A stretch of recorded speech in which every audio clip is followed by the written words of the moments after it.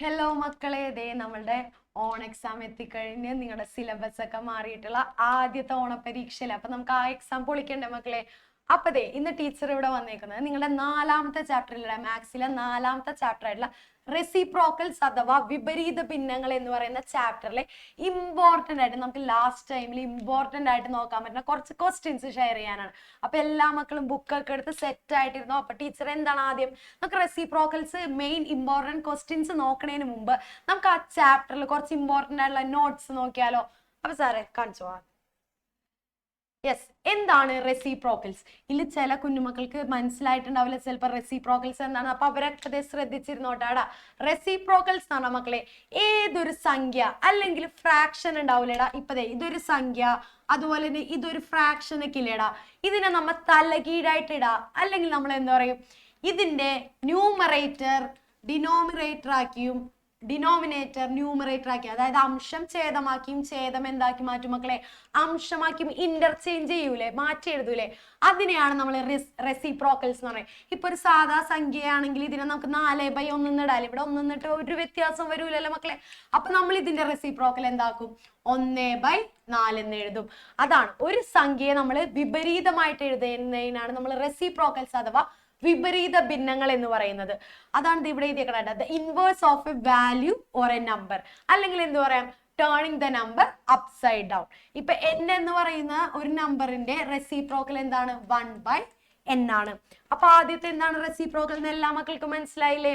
ഇനി നമ്മൾ ഈ ചാപ്റ്ററിൽ ഇമ്പോർട്ടന്റ് ആയിട്ട് പഠിക്കുന്ന ആദ്യത്തെ ടോപ്പിക്കാണ് പാർട്സും ടൈംസ് എന്ന് പറഞ്ഞ നമ്മൾ ഒരു ടോപ്പിക് പഠിക്കും മക്കളെ, പാർട്സും ടൈമും. അതായത് ഒരു സംഖ്യ വേറൊരു സംഖ്യ നമുക്ക് തരും കേട്ടോ, ഒരു സംഖ്യയും വേറൊരു സംഖ്യയും തരും.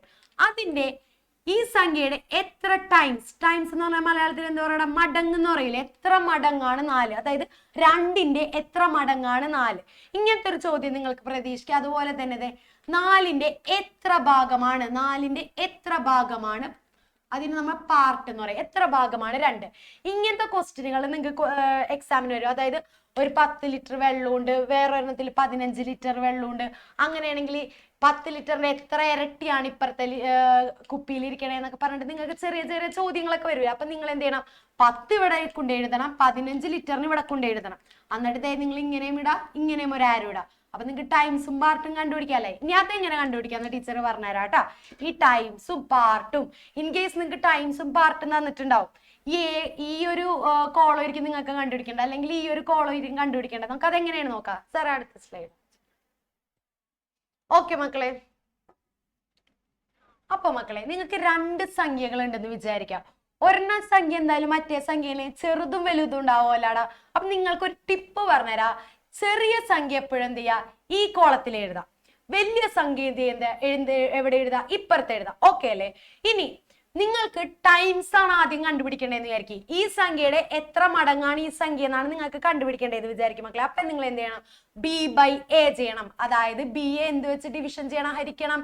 a വെച്ച് ഡിവിഷൻ ചെയ്താൽ നമുക്ക് എന്ത് കിട്ടോടാ, c കിട്ടും. ഇനി ഈ d കിട്ടാനുള്ള ടീച്ചർ ഒരു വഴി പറഞ്ഞു തരട്ടെ.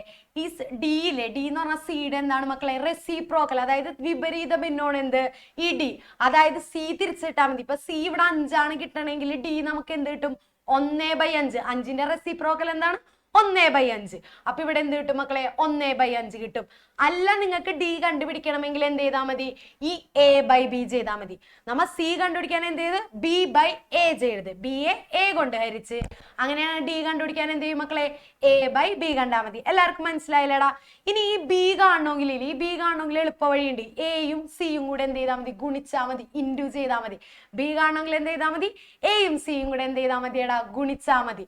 അതുപോലെ തന്നെ ഈ a കാണണം എന്ന് വിചാരിക്കും. a കാണണമെങ്കിൽ നിങ്ങൾ എന്ത് ചെയ്യണം, ഈ ബിയും ഡിയും ഇല്ലേടാ, ബിക്ക് ഒരു സംഖ്യ ഉണ്ടാവും, ഡിക്ക് ഒരു സംഖ്യ ഉണ്ടാവും. ഇത് രണ്ടും കൂടെ എന്ത് ചെയ്താൽ മതി, ഗുണിച്ചാൽ മതി. അപ്പൊ നമുക്ക് എന്ത് കിട്ടും, a കിട്ടും. അതിനുള്ള ഇക്വേഷൻ ആണ് ടീച്ചർ ഇവിടെ എഴുതി വെച്ചേക്കണം. അങ്ങനെയാണ് നമുക്ക് എക്സാമിന് വരാമണ പ്രതീക്ഷിക്കാം. ആദ്യത്തെ ചോദ്യം കാണിച്ചു തരട്ടേടാ. സാറേ കാണിച്ചോട്ടോ. യെസ്, ഫൈൻഡ് ദ റെസിപ്രോക്കൽസ് അഥവാ വിപരീത ഭിന്നങ്ങൾ കണ്ടെത്തുക എന്നാണ് നമുക്ക് ചോദ്യം ചോദിക്കുക. അപ്പൊ നമുക്ക് ദേ ഇവിടെ കുറച്ച് നമ്പേഴ്സുകളും ഫ്രാക്ഷൻസുകളൊക്കെ തന്നിട്ടില്ലേടാ, ഭിന്നങ്ങൾ തന്നിട്ടുണ്ട്, സംഖ്യകളും തന്നിട്ടുണ്ട്. അപ്പൊ ആദ്യത്തേത് എടുക്കാം, 3/7. എടാ 3/7 റെസിപ്രോക്കൽ എന്ന് പറഞ്ഞാൽ ഇതിനെ വിപരീതമാക്കാന്നല്ല, അല്ലെങ്കിൽ ഇതിനെ തിരിച്ചിടാന്നല്ലേ, അപ്പൊ എന്താവും 7/3 എഴുതി വെക്കാട്ടോ. അപ്പൊ നിങ്ങൾക്ക് മാർക്ക് അവിടെ കിട്ടും. നെക്സ്റ്റ് ഇപ്പൊ 5/7 ആണെങ്കിൽ നിങ്ങൾ റെസിപ്രോക്കൽ എന്ത് എഴുതോടാ? യെസ്, തല തിരിച്ചെഴുതാ, 7/5 എന്ന് എഴുതാ. അതുപോലെ തന്നെ 4ആണെങ്കിൽ 4ആണെന്ന് നമ്മൾ മനസ്സിലാലോചിക്കണം. ഇവിടെ എന്താണ്? 1 നമ്മ മനസ്സിൽ കൊണ്ടുവന്നോട്ടോ. അപ്പൊ എന്ത് എഴുതും നമ്മ? 1/4 എന്ന് എഴുതാ. അതുപോലെ തന്നെ മക്കളെ 7/10 നമുക്ക് എന്ത് എഴുതാ? 10/7 എന്ന് എഴുതാ. അപ്പൊ ഈ ഒരു പോർഷൻ നിങ്ങൾക്ക് മനസ്സിലായല്ലേടാ? ജസ്റ്റ് ഇതിനെയൊക്കെ എന്ത് ചെയ്താ? വിപരീതമായിട്ട് തലകീഴായിട്ട് എന്ത് ചെയ്യാ മക്കളെ? എഴുതുക. അപ്പൊ റെസിപ്രോക്കൽ എങ്ങനെയാണെന്ന് മനസ്സിലായില്ലേ? ഇനി മക്കളെ നിങ്ങൾക്ക് പ്രതീക്ഷിക്കാവുന്ന വേറൊരു ചോദ്യം ചോദിക്കട്ടെ. ഈ റെസിപ്രോക്കൽ തന്നെ കണ്ടുപിടിക്കാൻ ചോദിക്കുന്ന വേറൊരു തരത്തിൽ നിങ്ങൾക്ക് ചോദിക്കാം. Calculate the reciprocal of 2/5. 2/5 എന്ന് പറയുന്ന ഫ്രാക്ഷന്റെ എന്ത് ചെയ്യാ? ഭിന്നത്തിന്റെ എന്താണ് മക്കളെ? യെസ്, വിപരീത ഭിന്നം കാണാന്നാണ് ചോദ്യം. എന്നിട്ട് ഒരു ചോദ്യം കണ്ട വിച്ച് ഈസ് ലാർജർ എന്നും കൂടെ ചോദിക്കും.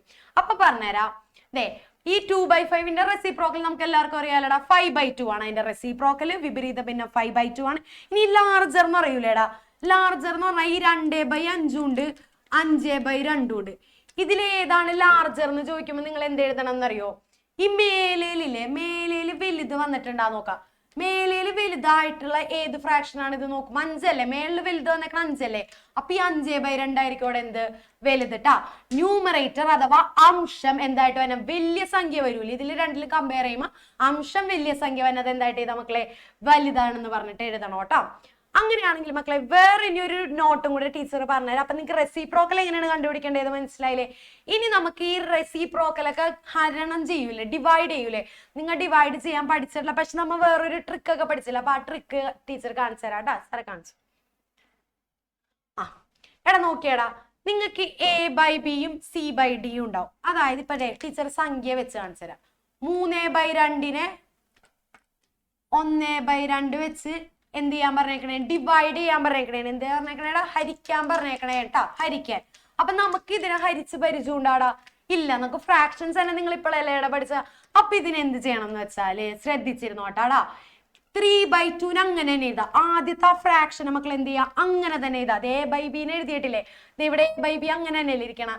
ഇനി എന്ത് ചെയ്യാ? ഈ ഡിവിഷൻ ഇല്ലേടാ, ഡിവിഷൻ നിങ്ങൾ എന്താക്കി മാറ്റാ? ഗുണനമാക്കി മാറ്റാ. ഹരണം എന്താക്കി മാറ്റാ? ഗുണനം അഥവാ മൾട്ടിപ്ലിക്കേഷൻ ആക്കി മാറ്റാ. എന്നിട്ട് ഇപ്പുറത്ത് നടക്കണം 1/2 നമ്മൾ എന്ത് ചെയ്യും? തല തിരിച്ച് വിപരീതം നോക്കിയിട്ട് 2/1 എന്ന് ചെയ്താ അതിന്റെ റെസിപ്രോക്കൽ എടുക്കാന്ന് പറയും. ഇതിന്റെ എന്തെടുക്കാടാ? റെസിപ്രോക്കൽ എടുക്കുക. എന്നിട്ട് എന്ത് ചെയ്യാ? ഇത് 2 ഇൻറ്റു ചെയ്ത് മേളിൽ എഴുതാ. 3 × 2 നമുക്കറിയൂലേ? 6 ബൈ 2 × 1 എത്രയാണ് മക്കളെ? 2. അപ്പൊ A × D യും ചെയ്യാ, B × C യും ചെയ്യാ. ആദ്യം C/D എന്നല്ലേ കടന്നത്? നമ്മൾ എന്ത് ചെയ്ത് അതിന്റെ റെസിപ്രോക്കൽ എടുത്തിട്ട് D/C എന്നാക്കി. നെക്സ്റ്റ് ഇവിടെ എന്തായിരുന്നടാ? യെസ്, ഹരണം വരുന്നില്ലേടാ? ഇവിടെ വരുമ്പോ അതെന്താക്കി മാറ്റണം? നമ്മ ഗുണനോക്കി മാറ്റണം. അങ്ങനെയാണെങ്കിൽ നമുക്ക് അതിന്റെ ഒരു ചോദ്യം കണ്ടാലാടാ? സാറേ ഒരു ചോദ്യം ചെയ്യും. അപ്പൊ മക്കളെ അതെ നേരത്തെ നമ്മൾ ഹരിക്കാൻ പഠിച്ചില്ല, എങ്ങനെയാണ് ഫ്രാക്ഷൻസ് അഥവാ ഈ നമ്മൾ ഭിന്നങ്ങൾ ഹരിക്കാൻ പഠിച്ചില്ല. അപ്പൊ അതിന്റെ ഒരു ചോദ്യം നിങ്ങൾക്ക് ഇങ്ങനെ ചോദിക്കും മക്കളെ, സിംപ്ലിഫൈ. ഇങ്ങനെ ആയിരിക്കും ഇവിടെ നിങ്ങൾക്ക് എക്സാമിന് ചോദ്യം ചോദിക്കുക, സിംപ്ലിഫൈ. അതായത് ലളിതമാക്കി എഴുതാം. ഈ തന്നിരിക്കുന്നതിന് ഒരു ആൻസറിലേക്ക് എത്തിക്കാന്നാണ് ചോദ്യം ചോദിക്കുക. അപ്പൊ എന്ത് ചെയ്താ? ഇവിടെ 3/4. എടാ നിങ്ങളൊരു കാര്യം ശ്രദ്ധിക്കുക. ഈ PDF ഇല്ലേടാ 3/4 എന്ന് കിടക്കണതൊക്കെ ഇങ്ങനെ നമ്മൾ എഴുതൂല. അത് തന്നെയാണ് കേട്ടാ, മാറിപ്പോകരുത് കേട്ടാ. നമ്മ ഇങ്ങനെ എഴുതണത് ജസ്റ്റ് ഇങ്ങനെ നമ്മൾ എഴുതാറുണ്ട് കേട്ടാ. അപ്പൊ നിങ്ങൾ ഇങ്ങനെ എഴുതി പഠിച്ചാൽ മതി. അപ്പൊ 3/4 ഹരണം 5/6. 3/4 എന്തുകൊണ്ടാണ് ഹരിക്കേണ്ടത്? 5/6 വെച്ച്. അപ്പൊ എന്ത് ചെയ്യണം? നമുക്കറിയാം ആദ്യത്തത് അങ്ങനെ തന്നെ ഇറക്കി എഴുതി. ഹരണം എന്തായി മാറോടാ? ഗുണനമായി മാറും. 5/6 എന്താവോടാ? 6/5 ആകും. ഇനി എന്ത് ചെയ്യാ? മേലത്തെ 2 എണ്ണം, മേലത്തെ 2 ന്യൂമറേറ്റർ അഥവാ അംശങ്ങൾ എന്ത് ചെയ്യാടാ? ഗുണനം ചെയ്യാ. 3 × 6 എത്രയാണ്? 18. ഇനി അടിയിലുള്ളത് എന്താടാ? 4 × 5. 4 × 5 എത്രയാണ്? 20. അപ്പൊ 18/20. ഇനി കുറെ മക്കൾക്കുള്ള സംശയം, ടീച്ചർ ഇത് എങ്ങനെ ക്യാൻസൽ ചെയ്യുന്നു? അപ്പൊ നിങ്ങൾ എന്ത് ചെയ്യാ? ഈ 18 എന്ത് ചെയ്യാ? പിരിച്ചെഴുതാം. 18 എങ്ങനെയൊക്കെ എഴുതും നമ്മ? 2 × 9 എന്ന് എഴുതാം. എഴുതാല 2 × 9 എത്ര? 18. അതുപോലെ 20 നമുക്ക് എന്ത് ചെയ്യാം? 2 × 10 എന്ന് എഴുതാലാടാ? എഴുതാം. ഈ രണ്ടും സെയിം ആയിട്ടുള്ള എന്ത് ചെയ്യാം മക്കളെ? ക്യാൻസൽ ചെയ്യാണ്ട് ബാക്കി ഇവിടെ ഉണ്ട് 9/10 അല്ലേ ഉള്ളത്. അപ്പൊ അങ്ങനെ നിങ്ങൾ ഹരിച്ച് ചെയ്തോളൂ. അപ്പൊ ഇനി ബുദ്ധിമുട്ടൊന്നും വേണ്ട. നിങ്ങൾ അതിങ്ങനെ എന്ത് ചെയ്യാ? സ്പ്ലിറ്റ് ചെയ്ത് ചെയ്താ. അതിനെ പിരിച്ച് ഇങ്ങനെ എഴുതിയിട്ട് ഈക്വൽ ആയിട്ടുള്ള എന്ത് ചെയ്യാം മക്കളെ? കട്ട് ചെയ്താളയാം. അങ്ങനെയാണ് നമുക്ക് അടുത്ത ചോദ്യത്തിലേക്ക് പോയാലോ. എടാ അടുത്തൊരു ചോദ്യം നിങ്ങൾക്ക് എക്സാമിനൊക്കെ ചോദിക്കാൻ ചാൻസ് ഉള്ള ഒരു ക്വസ്റ്റ്യൻ ആണ്. അപ്പൊ നിങ്ങൾ ഈ ക്വസ്റ്റ്യൻ ഒന്ന് നോക്കിയടാ. If 2/5 part of a cake is eaten. ഒരു കേക്ക് ഉണ്ട്, ഒരു കേക്കിന്റെ ഒരു 2/5 അടിയിലുള്ളതിനുണ്ട്. നമ്മൾ എപ്പോഴും മലയാളത്തിൽ പറയുമ്പോൾ മുമ്പിട്ട് പറയേണ്ടത് ഏതാണ്? അടിയിലുള്ളവ. അപ്പൊ 2/5 എന്ത് ചെയ്തടാ? ഓൾറെഡി കഴിച്ച്. ഇനി what fraction of the whole cake remains. അങ്ങനെയാണെങ്കിൽ ഫ്രാക്ഷനിൽ തന്നെ നമ്മൾ പറയണം എന്ത്? ഇനി കേക്കിന്റെ എത്ര ഭാഗം കൂടി ഉണ്ടെന്ന് നമ്മൾ എന്ത് പറയണം? ഫ്രാക്ഷന്റെ രൂപത്തിൽ പറയാനാണ് പറഞ്ഞേക്കുന്നത്. ഇത്ര ഉള്ളൂ. കേക്കിന്റെ 2/5 ഭാഗം കഴിച്ചാൽ മുഴുവൻ കേക്കിന്റെ എത്ര ഭാഗം അവശേഷിക്കും? കണ്ടുപിടിക്കാൻ ഭയങ്കര എളുപ്പമാടാ. എന്ത് ചെയ്യാം? നമുക്ക് ഹോൾ കേക്ക്, മുഴുവൻ കേക്കിന് എങ്ങനെ എഴുതാം? ഇനി എല്ലാവർക്കും ഉള്ള ഡൗട്ടാണ്, ഈ 2/5 എഴുതോടാ. ഈ 5 എന്ന് പറഞ്ഞാൽ എന്താണ്? അവിടെ ഏറ്റവും മുഴുവനായിട്ടുള്ളതിനെ നമ്മൾ ഡിനോട്ട് ചെയ്യണത് എന്താണ്? അടിയിലാണ് ഡിനോട്ട് ചെയ്യണത്. ഇപ്പൊ 5 ബലൂൺ, അതിലിപ്പൊ 3/5 എന്ന് പറഞ്ഞാല് 5-ല് 3 ബലൂൺ എന്നാണ് അതിന്റെ അർത്ഥം. അപ്പൊ അവിടെ ടോട്ടൽ എത്രയുണ്ട്? 5 ബലൂൺ. അതുപോലെ തന്നെ കേക്കിൽ എത്ര പീസ് ഉണ്ട്? 2/5 കഴിച്ച്. അപ്പൊ നമുക്ക് മൊത്തം എത്ര പീസ് ഉണ്ടെന്ന് മനസ്സിലാക്കാൻ എന്ത് ചെയ്താൽ മതിയടാ? ഈ അടിയിലെ നമ്പർ നോക്കിയാൽ മതി. അടിയിലെ 5 അല്ലേ? ഹോൾ പീസ് എത്രയാണ്? 5 ബൈ ഹോൾ പീസ് തന്നെ 5. 5/5 എന്താടാ? 1. അപ്പൊ നമ്മ 1 എടുക്കണ്ട, 5/5 കൺസിഡർ ചെയ്യാ. അപ്പൊ ഹോൾ കേക്ക് എന്ന് പറഞ്ഞാൽ 5/5 ആണ്. ഇതിന്ന് നമ്മ കഴിച്ച ഭാഗം മൈനസ് ചെയ്ത് കഴിഞ്ഞാൽ നമുക്ക് ഇനി എത്ര ഉണ്ടെന്ന് മനസ്സിലാവൂലടാ. ഹോൾ കേക്കിൽ നിന്ന് നമ്മ കഴിച്ചത് മൈനസ് ചെയ്താൽ എന്ത് കിട്ടും? യെസ്, ഇനി അവശേഷിക്കുന്നത് കിട്ടും. അതാണ് ഇവിടെ എഴുതിയേക്കണത് മക്കളെ. 5/5 മൈനസ് 2/5. ഇത് നമ്മൾ എഴുതിയേക്കണതാണ് കേട്ടോ. 5/5 മൈനസ് 2/5. അതിന്റെ ഉത്തരം എന്താടാ? 3/5. എങ്ങനെ? 5 മൈനസ് 2 എത്രയാണ്? 3. ഇനി നിങ്ങൾ ഫ്രാക്ഷന്റെ ചാപ്റ്റർ പഠിച്ചിട്ടില്ലേ? അടിയിലെ ഡിനോമിനേറ്ററുകളെ എന്തെങ്കിലും മൈനസ് ചെയ്യോ? ഇല്ല. അത് അതുപോലെ തന്നെ നമ്മൾ എഴുതണം. സെയിം ആണെങ്കിൽ എന്ത് എഴുതണം? അതുപോലെ തന്നെ എടുത്ത് എഴുതണം. അപ്പൊ ആൻസർ എത്രയടാ? 3/5. കേക്കിന്റെ ഇനി 3 ഭാഗം കൂടി എന്ത് ചെയ്യണ്ടടാ? അവശേഷിക്കുന്നുണ്ട്. 3/5 റിമൈനിങ് ആണ്. അപ്പൊ മക്കളെ, ഇതേ നമ്മുടെ അടുത്തൊരു ഇമ്പോർട്ടന്റ് ചോദ്യം. നിങ്ങൾക്ക് ഇങ്ങനത്തെ ചോദ്യങ്ങളാണ് നിങ്ങൾ എക്സാമിന് പ്രതീക്ഷിക്കേണ്ടത്. അപ്പൊ മക്കളെ, അടുത്ത ചോദ്യം ഇതാണ്. A ribbon is cut into 12 equal parts. അതായത് ഒരു റിബൺ 12 എണ്ണമായിട്ട് കട്ട് ചെയ്ത്, എത്ര എണ്ണമായിട്ട് കട്ട് ചെയ്തടാ? 12 എണ്ണമായിട്ട് കട്ട് ചെയ്ത്, അതില് 3 പാർട്ട്, ഇതേ ഈ 3 പാർട്ട് എടുക്കുക. 1 2 3. ഈ 3 പാർട്ടിനെ എങ്ങനെ ഫ്രാക്ഷൻ ആക്കി റെപ്രസെന്റ് ചെയ്യാന്നാണ് ചോദിച്ചേക്കണത്. എങ്ങനെയാണ് ചോദിച്ചേക്കണത്? എങ്ങനെ ഫ്രാക്ഷൻ ആക്കി റെപ്രസെന്റ് ചെയ്യാന്ന്. അപ്പൊ ഇങ്ങനെ നമുക്ക് അറിയാം, നിങ്ങൾ ഓൾറെഡി പഠിച്ചതാണ്. ഹോൾ എത്ര, ടോട്ടൽ എത്ര പീസ് ഉണ്ട്? 12 പീസ്. അതിൽ എത്ര ഭാഗത്തിനാണ് നമ്മൾ റെപ്രസെന്റ് ചെയ്യണം? 3 ഭാഗത്തിന്. അപ്പൊ 3/12 എഴുതണമെന്ന് എല്ലാവർക്കും അറിയില്ലേ? അപ്പൊ ദേ നോക്കിയടാ. അപ്പൊ മക്കളെ, നിങ്ങൾ എക്സാമിന് ആൻസർ എഴുതേണ്ടത് എങ്ങനെയാണ് നിങ്ങൾക്ക് അറിയാം, പക്ഷെ എഴുതേണ്ട ഒരു രീതിയിലാണ്. അപ്പൊ എന്ത് എഴുതണം? പാർട്ട്, അല്ലെങ്കിൽ ഇവിടെ ഭിന്നങ്ങൾ എന്ന് എഴുതിയാലും മതി. ഇസ് ഈക്വൽ ടു, ആദ്യം നമ്മൾ എന്ത് ചെയ്തണം? അവിടെ സ്മോളറിലെ ചെറിയ നമ്പർ എന്ത് ചെയ്യണം മക്കളെ? ആദ്യം എഴുതണം. ഡിവൈഡഡ് ബൈ എന്ത് ചെയ്യണം? വലിയ നമ്പർ അഥവാ ലാർജർ നമ്പർ എഴുതണം. അപ്പൊ എന്തോരോടാ? 3/12 എന്ന് വരൂലേ? അപ്പൊ 12 പീസായിട്ട് കട്ട് ചെയ്തതിന്റെ 3 ഭാഗത്തിനെ നമുക്ക് എങ്ങനെ റെപ്രസെന്റ് ചെയ്യാടാ? 3/12. മനസ്സിലായില്ലേ? അങ്ങനെയാണ് നമുക്ക് അടുത്ത ചോദ്യത്തിലേക്ക്, ഒരു ഇമ്പോർട്ടന്റ് ചോദ്യത്തിലേക്ക് പോയാലോ? ദേ ചോദ്യം ഇതാടാ. സുമ, ക്വസ്റ്റ്യൻ ശ്രദ്ധിച്ച് വായിച്ചോടാടാ. Suma has 16 rupees with her. അതായത് സുമ എന്ന് പറയുന്ന ഒരാളുടെ കയ്യിൽ 16 രൂപയുണ്ട്. അതുപോലെ തന്നെ സഫീർ എന്ന് പറഞ്ഞ ഒരാളുണ്ട്, അയാളുടെ കയ്യിൽ എത്ര കാശുണ്ടടാ? 4 രൂപയുമുണ്ട്. ഇനി നമ്മളുടെ ചോദ്യം ഇതാടാ. What part of Suma's money does Safeer have? ഇങ്ങനെയൊക്കെ ചോദിക്കുമ്പോൾ നിങ്ങൾ ടെൻഷൻ ആവണം. നിങ്ങൾ പയ്യൻ ആ ക്വസ്റ്റ്യൻ എന്ത് ചെയ്താൽ മതി മക്കളെ? വായിച്ചാൽ മതി കേട്ടാ. അതായത് ഇതാണ്, സുമയുടെ കാശിന്റെ എത്ര ഭാഗമാണ് സഫീറിന്റെ കയ്യില്? അതുപോലെ തന്നെ രണ്ടാമത്തെ ചോദ്യം എന്താടാ? സഫീറിന്റെ പൈസയുടെ എത്ര ഇരട്ടിയാണ് സുമയുടെ കയ്യിലെന്ന്. ഇങ്ങനത്തെ ക്വസ്റ്റ്യൻ വരുമ്പോ മക്കളെ, നിങ്ങൾ ഒരു കാര്യം ചെയ്യണം. ഇങ്ങനത്തെ ക്വസ്റ്റ്യൻ വരുമ്പോ നിങ്ങൾ ഒരു കാര്യം ചെയ്താൽ മതി. ആദ്യം ആ 2 സർക്കിൾ വരയ്ക്കാം നിങ്ങൾ. ഓക്കെ അല്ലേ? ചെറുത് എവിടെ എഴുതണമെന്നാണ് പറയുന്നത്? ആദ്യം അല്ലേ? അപ്പൊ 4 അല്ലേ ഇവിടെ ചെറുത്? 4 ദേ ഇവിടെ എഴുതാം. നെക്സ്റ്റ് 16 ഇപ്പുറത്ത് എഴുതാം. ഇത് ആരുടെ മണിയാണ്? സഫീറിന്റെ. ഇത് ആരുടെ മണിയാണ്? സുമയുടെ മണി. ഓക്കെ അല്ലേ? ഇനി നമുക്ക് ടൈംസും പാർട്ടും അല്ലേ കണ്ടുപിടിക്കാൻ പറഞ്ഞേക്കണത്? ടൈംസും അതുപോലെ തന്നെ പാർട്ടും ആണ് നമ്മളോട് കണ്ടുപിടിക്കാൻ പറഞ്ഞേക്കണം. ഓക്കെ അല്ലേ? ടൈംസ് കണ്ടുപിടിക്കാൻ ടീച്ചർ എന്ത് ചെയ്യണമെന്നാണ് പറഞ്ഞേക്കണത്? ഇതിന് ഇതുകൊണ്ട് എന്ത് ചെയ്താൽ മതി? ഡിവൈഡ് ചെയ്താൽ പോരെടാ. അപ്പൊ 16/4 ചെയ്യാം. അപ്പൊ എത്ര കിട്ടോടാ? 4 × 4 അല്ലേ 16. അപ്പൊ ഈ 4 നമുക്ക് എന്ത് ചെയ്യാം? ക്യാൻസൽ ചെയ്താളെ. ബാക്കി എന്തുണ്ട്?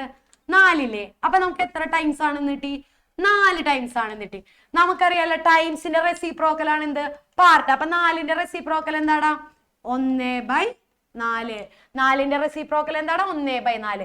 അപ്പൊ നമ്മൾ എഴുതേണ്ടത് ഇങ്ങനെ ആയിരിക്കണം. നിങ്ങൾ ആൻസർ എഴുതേണ്ടത് മക്കളെ, സഫീറിനയിൽ എത്ര ടൈംസ് ആണ്? Safeer has Suma has 4 times money than സഫീറിന് ഏതാട്ടാ? സുമയ്ക്ക് എത്ര ഇരട്ടിയുണ്ട് സഫീറിനേലും? Suma has 4 times greater than Safeer.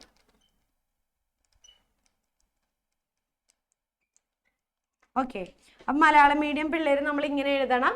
സുമയ്ക്ക് എത്ര ഇരട്ടിയുണ്ട്? സഫീറിനേലും 4 ഇരട്ടി കാശുണ്ട്. അതുപോലെ തന്നെ സുമയുടെ പൈസയുടെ എത്ര ഭാഗമാണ് സഫീറിന്റെ പൈസ സുമയുടെ പൈസയുടെ എത്ര ഭാഗമാണ്?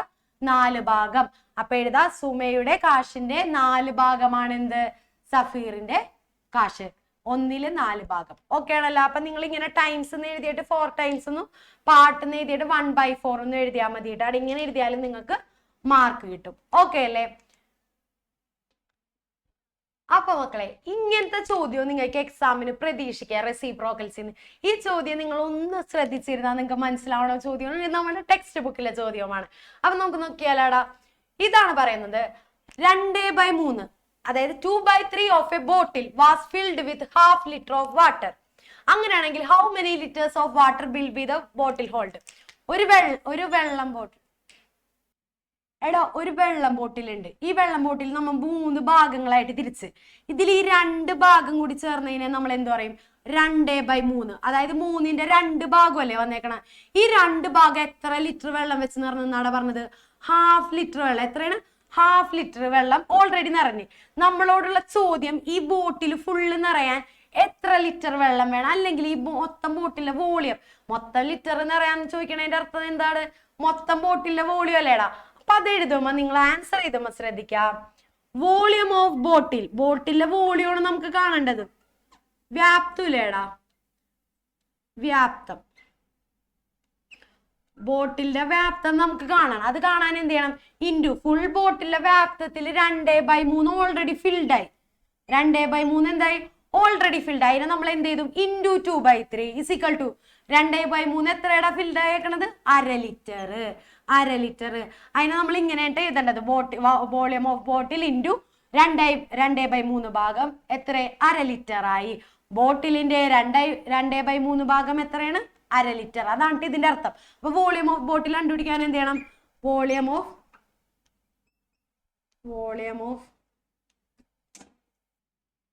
അപ്പൊ മക്കളെ, നമുക്ക് വോളിയം ഓഫ് ബോട്ടിൽ ഇവിടെ എഴുതാം. ഇനി നമ്മൾ എല്ലാരും പഠിച്ചിട്ടില്ലേ, ഈ ഈക്വൽ സൈൻ ഇപ്പുറത്ത് ഗുണനമാണെങ്കിൽ അത് ഇപ്പുറത്തേക്ക് എടുക്കുമ്പോ എന്താ അവിടെ? ഹരണോ. അപ്പൊ 1/2 അങ്ങനെ തന്നെ അടുത്തെഴുതാ. ഇതിനെന്ത് ചെയ്യാം മക്കളെ? ഇപ്പുറത്ത് ഹരണോക്കി മാറ്റാ. 2/3 അങ്ങനെ തന്നെ എഴുതാം. നമ്മ പഠിച്ചിട്ടില്ലേ ഇതിനെ ഹരിക്കാൻ? നമുക്കറിയോ എങ്ങനെയാണ് നമ്മ ഹരിച്ചത്? 1/2 അങ്ങനെ തന്നെ എഴുതി. ഈ ഹരണത്തിന് എന്താക്കോടാ? ഗുണനമാക്കും, മൾട്ടിപ്ലിക്കേഷൻ ആക്കും. ഇതിന് ഇനി എന്ത് ചെയ്യും? റെസിപ്രോക്കൽ എടുക്കും. മക്കളെ ആരും തെറ്റിക്കരുത്. നിങ്ങൾ ചിലപ്പോൾ ഗുണനം സൈൻ ഇടും, എന്നിട്ട് ഈ 2/3 അങ്ങനെ തന്നെ എഴുതരുതിട്ട് അതിനെ നമ്മൾ റെസിപ്രോക്കൽ എടുക്കണം. തലകീഴായിട്ട് എഴുതണം, വിപരീത ഭിന്നം എടുക്കണം കേട്ടാടാ. ഇനി എന്ത് ചെയ്യാ? 1 × 3 3 2 × 2 4. അപ്പൊ എത്രയാണ് ഇനി നിറയാനുള്ളത്? അല്ല, ഇതിന്റെ മൊത്തം വ്യാപ്തം എത്രയുണ്ടടാ? 3/4. ഈ മൊത്തം ബോട്ടിൽ എത്രയാണ്? 3/4 ആണ്. അതിന്റെ വോളിയം ഉണ്ടാടാ 3/4 ലിറ്റർ ആണ് വോളിയം. ഓക്കെ അല്ലേ? ഇനി എല്ലാവർക്കും ഒരു സംശയം എന്നതാണ്, 1/2 3/2 പ്ലസ് 1/2. ഇത് നോക്കിയടാ, 3/2 ഇൻറ്റു 1/2 വന്നിട്ടുണ്ട്, 3/2 പ്ലസ് 1/2 വന്നിട്ടുണ്ട്. നിങ്ങൾ എക്സാമിന് എന്തായാലും തെറ്റിക്കുന്ന ഉറപ്പുള്ള ഒരു ഭാഗമാണ് മക്കളെ. ഇതെന്താണ്? ഇൻറ്റു വരുമ്പോ എന്ത് ചെയ്യണം എന്നറിയോ? ഗുണനം വരുമ്പോ ഈ മേലേത്തേം ഗുണിക്കണം, അടിയിലേയും ഗുണിച്ച് ഇവിടെ എഴുതണം. ഓക്കെ അല്ലേ? 2 × 2 4, 3 × 1 3 എഴുതാം. പ്ലസ് വരൂലേടാ, തുക കാണാൻ വരൂല. അപ്പൊ എന്ത് ചെയ്യണം? 3 + 1 ചെയ്യണം, അത് കറക്റ്റ് 4 ചെയ്യണം. പക്ഷെ ഈ അടിയിൽ അത് സെയിം ഡിനോമിനേറ്റർ സെയിം ചെയ്തോണെങ്കിൽ എന്ത് ചെയ്യണം? നിങ്ങൾ മാറ്റങ്ങളൊന്നും വരുത്താതെ അത് അങ്ങനെ തന്നെ എഴുതണം കേട്ടാടാ. അപ്പൊ ആ കാര്യം നിങ്ങളൊന്ന് ശ്രദ്ധിക്കുക. അങ്ങനെ നമുക്ക് അടുത്ത ക്വസ്റ്റ്യനിലേക്ക് പോയാലാടാ. അപ്പൊ മക്കളെ, ഇന്നത്തെ നമ്മൾ ഇമ്പോർട്ടൻറ്റ് ക്വസ്റ്റ്യൻസിൽ ലാസ്റ്റ് ക്വസ്റ്റ്യൻ ആണ് നമ്മൾ ഡിസ്കസ് ചെയ്യാൻ പോണം. ഈ ക്വസ്റ്റ്യൻ തന്നെ ആയിരിക്കില്ല ചിലപ്പോൾ നിങ്ങൾക്ക് തന്നെ ഈ എഴുതിയേക്കുന്ന ക്വസ്റ്റ്യൻ ആയിരിക്കില്ല, പക്ഷെ ഇത് റിലേറ്റഡ് നിങ്ങൾക്ക് ക്വസ്റ്റ്യൻസ് എന്ത് ചെയ്യുക പ്രതീക്ഷിക്കുക. അതെങ്ങനെയാണെന്ന് വെച്ച് കഴിഞ്ഞാൽ നിങ്ങൾക്ക് എന്ത് ചെയ്യുന്നറിയോ, ഒരു പീസിന്റെ ഇപ്പൊ വിലയാ അല്ലെങ്കിൽ ലെങ്താ ഒരു റോഡ് ഉണ്ടാവും. ആ റോഡിൽ ഒരു പീസ്, അതായത് ആ റോഡ് ഇങ്ങനെയാണ്, ആ റോഡ് കുറെ പീസൊക്കെ ആയിട്ട് മുറിച്ചിട്ടുണ്ടാവും. ഓക്കെ, ഒരു റോഡ് അത് കുറെ പീസൊക്കെ ആയിട്ട് മുറിച്ചിട്ടുണ്ടാവും. ഈ റോഡിന്റെ ഫുൾ ലെങ്ത് തന്നിട്ടുണ്ടാവും. എന്ത് തന്നിട്ടുണ്ടാവും? ഫുൾ ലെങ്ത്തും തന്നിട്ടുണ്ടാവും. അതുപോലെ തന്നെ ഈ മുറിച്ചേക്കണേന്റെ ഒരു ലെങ്ത് ഇല്ലേ, മുറിച്ചേക്കണേന്റെ ഒരു ലെങ്ത് ഇത് ഈക്വൽ ആയിട്ടായിരിക്കും കട്ട് ചെയ്തേക്കണത്. അതിന്റെ മുറിച്ചേക്കണേന്റെ ഒരു ലെങ്ത്തും തരും, ഇതും തരും, ഇങ്ങനെ ഫുൾ ലെങ്ത്തും തരും. എന്നിട്ട് നിങ്ങളോട് എപ്പോഴും ചോദിക്കണം എന്താണെന്ന് അറിയോ, ഇതിൽ എത്ര പീസുകൾ ഉണ്ടാവും, അതുപോലെ തന്നെ എത്ര ഇപ്പൊ ഒരു, അതുപോലെ തന്നെ നിങ്ങൾക്ക് പ്രതീക്ഷിക്കാവുന്ന വേറൊരു ചോദ്യമാണ്. ഒരു ഷുഗർ 13 കിലോ ഉണ്ടെന്ന് വിചാരിക്കുക. 13 കിലോ ഉണ്ട്, അത് ഒരു സഞ്ചിയിൽ 1/2 കിലോ വീതമൊക്കെ നിറക്കണം എന്ന് പറയും. എന്താണ് 1/2 കിലോ വീതം നിറക്കണം. അങ്ങനെ ഈ 13 കിലോ എത്ര സഞ്ചികളിലൊക്കെ നിറക്കാൻ പറ്റും എന്നൊക്കെ പറഞ്ഞ ചോദ്യം വരും. എത്ര സഞ്ചികളിലായിട്ട് ഈ 13 കിലോ നമുക്ക് നിറക്കാൻ പറ്റും? പക്ഷെ ഒരെണ്ണത്തിൽ 1/2 കിലോ പറ്റുള്ളൂ. അതുപോലെ തന്നെ 16 മീറ്റർ ഉള്ള റോഡാണ്, അതിന്റെ 1 മീറ്റർ 3/2 പാടുള്ളൂ. അങ്ങനെയാണെങ്കിൽ ഇത് എത്ര പീസുകൾ കിട്ടും? അങ്ങനെയൊക്കെ നിങ്ങൾക്ക് ചോദ്യം വരും. എന്താണെന്ന് ചെയ്യേണ്ടത്, ഏത് മെത്തേഡാണെന്ന് ടീച്ചർ പറഞ്ഞുതരാം. ശ്രദ്ധിച്ചോട്ടാടാ, ഇതിവിടെ ശ്രദ്ധിച്ചേടാ. എ 16 മീറ്റർ ലോങ് റോഡ്, അതായത് ഒരു 16 മീറ്റർ ലോങ് ആയിട്ടുള്ള റോഡ് എന്ന് പറഞ്ഞാൽ കമ്പി പോലത്തെ ഒരു ഇത് 16 മീറ്റർ ഉണ്ട്. ഓക്കെ, അത് കട്ട് ചെയ്ത് ലെങ്ത് 2/3 മീറ്റർ വെച്ചാണ് ഓരോന്നും കട്ട് ചെയ്തേക്കണം. എത്ര മീറ്റർ വെച്ചാണ്? 2/3 മീറ്റർ വെച്ചാണ് കട്ട് ചെയ്തേക്കണം. നമ്മളോടുള്ള ചോദ്യം ഇതാണ്, 2/3 വെച്ച് എത്ര പീസുകൾ ഉണ്ടാക്കാൻ പറ്റും? അൾട്ടിമേറ്റ് എത്രയാണ്? 16 മീറ്റർ വരെ പോകാൻ പറ്റുള്ളൂ. അത് കട്ട് ചെയ്ത് എത്ര എണ്ണം വരണം? 2/3 അങ്ങനെ എത്ര പീസുകൾ കിട്ടുന്നതാണ്. ഈ സെയിം ക്വസ്റ്റ്യൻ തന്നെയല്ലേ, ഏകദേശം ഈ മോഡൽ തന്നെയല്ലേടാ. അപ്പൊ നിങ്ങൾ ഇത്രയും ചെയ്താൽ മതി മക്കളെ. ഇപ്പൊ ഇവിടെ ലെങ്ത് ഓഫ് വൺ റോഡ്,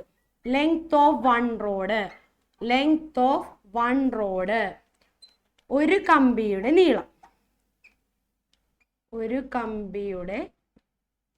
നീളം ഇൻറ്റു ഒരു പീസിന്റെ ഒപ്പം നമ്പർ ഓഫ്